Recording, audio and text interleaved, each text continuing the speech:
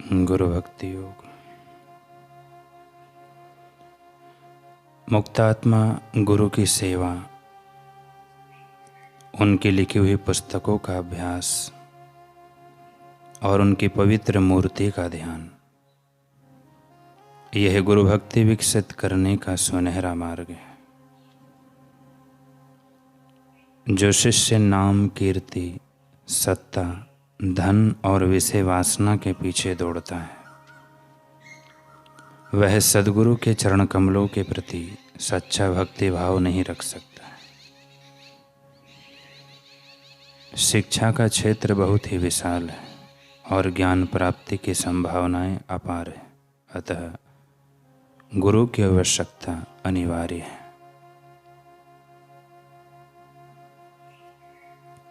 तैत्तिरीय उपनिषद कहती है, अब ज्ञान के विषय में बात करते हैं। आचार्य प्रथम स्वरूप है, शिष्य आखिरी स्वरूप है। ज्ञान इन दोनों के बीच की कड़ी है और उपदेश वह माध्यम है जो यह समन्वय कराता है। यह ज्ञान का क्षेत्र है। कठोपनिषद कहती है, जिस आत्मा के विषय में भिन्न भिन्न प्रकार से उपदेश दिया जाता है,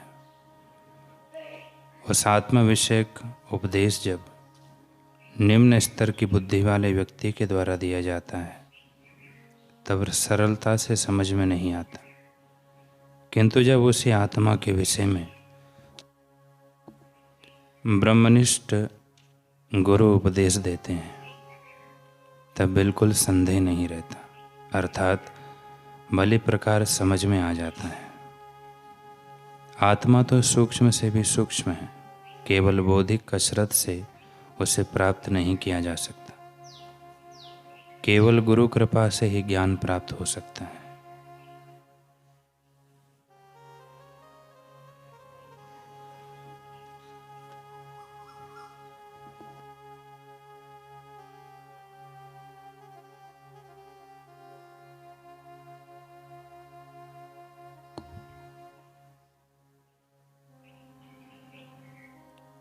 शास्त्रों में ज्ञान अर्थात विद्या की परिभाषा दी गई है।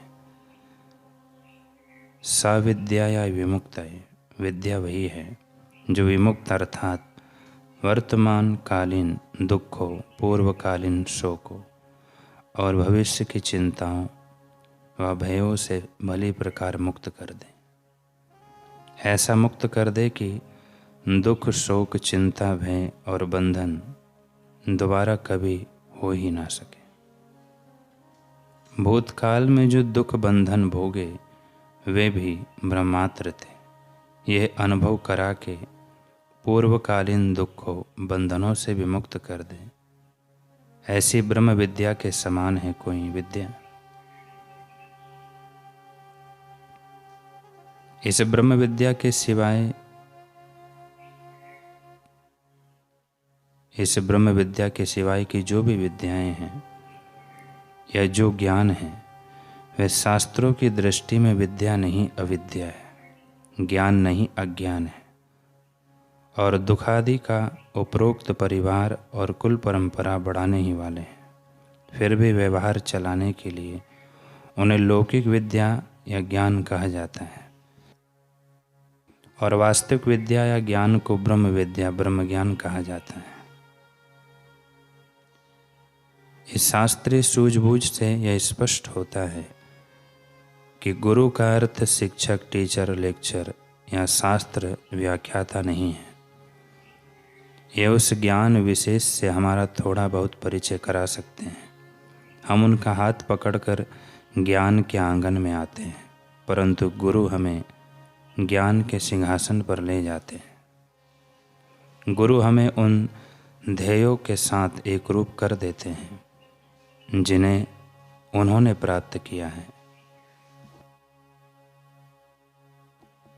विद्यालयों में तो विद्यार्थी प्रश्न करते हैं, परंतु गुरु भक्ति में बिना बोले ही शंकाओं का समाधान हो जाता है। बिना बोले ही गुरु सिखा देते हैं तथा बिना पूछे ही शिष्य सीख जाता है। गुरु अर्थात उमड़ता हुआ ज्ञान सागर, जो सत्य शिष्य का मुखचंद्र देखकर लहराने लगता है।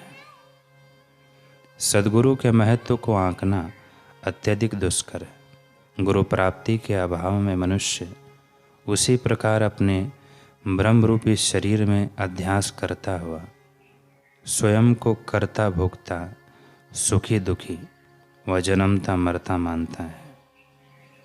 जैसे कुत्ता आईने में अपने ही प्रतिबिंब को दूसरा कुत्ता समझकर भोगता रहता है, अथवा उन्मत्त सिंह कुएं में अपने प्रतिबिंब को ही दूसरा सिंह समझकर छलांग लगा देता है।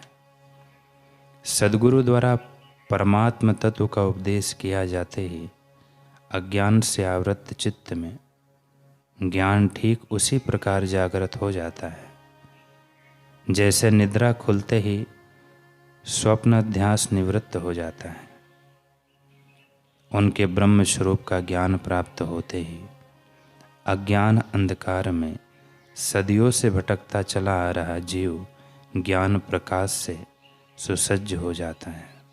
उनके दर्शन, स्पर्श और उपदेशों से शिष्य का कल्याण हो जाता है।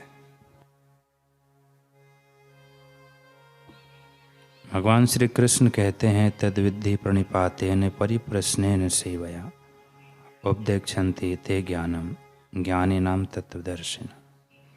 उस ज्ञान को तू तत्वदर्शी ज्ञानियों के पास जाकर समझ। उनको भली भांति दंडवत प्रणाम करने से, उनकी सेवा करने से और कपट छोड़ के सरलतापूर्वक प्रश्न करने से वे परमात्म तत्व को भली भांति जानने वाले ज्ञानी महात्मा तुझे उस तत्व ज्ञान का उपदेश करेंगे। गुरु का पूजन उनके ज्ञान का, उनके आदर्शों का पूजन है। यह ब्रह्म ज्ञान का, सत्य का, उनके विचारों का, अनुभवों का पूजन तथा उनकी देह में जो विदेही आत्मा है, परब्रह्म परमात्मा है, उसका पूजन है।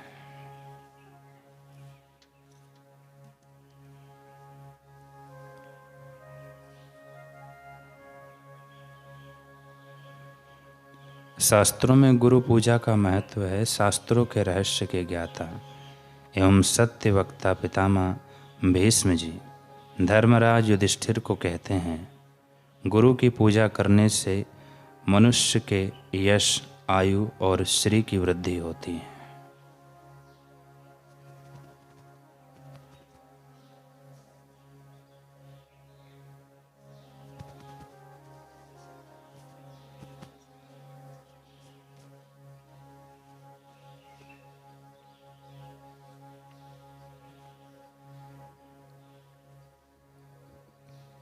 लिंग पुराण में भगवान शिव जी पार्वती जी से कहते हैं, अपना हित चाहने वालों को तीनों संध्याओं में गुरु की पूजा करनी चाहिए। जो कल्याण का इच्छुक है उसे मन से ही गुरु की आज्ञा का उल्लंघन नहीं करना चाहिए।